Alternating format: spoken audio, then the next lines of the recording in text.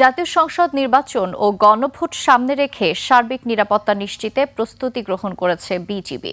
ভোটাররা যেন নিরাপদ ও নির্বিঘ্ন পরিবেশে ভোট কেন্দ্রে গিয়ে ভোটাধিকার প্রয়োগ করতে পারেন, সেই লক্ষ্যে সামনে রেখেই এই প্রস্তুতি নেওয়া হয়েছে।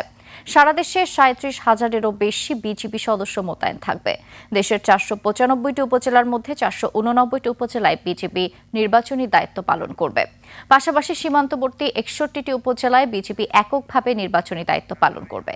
ঝুঁকি বিবেচনায় সারা দেশের ৩০০টি সংসদীয় আসনেই বিজিবি মোবাইল ও স্ট্যাটিক ফোর্স হিসেবে দায়িত্বে থাকবে। উপজেলা ভেদে ২ থেকে ৪ প্লাটুন বিজিবি সদস্য মোতায়েন থাকার কথা রয়েছে।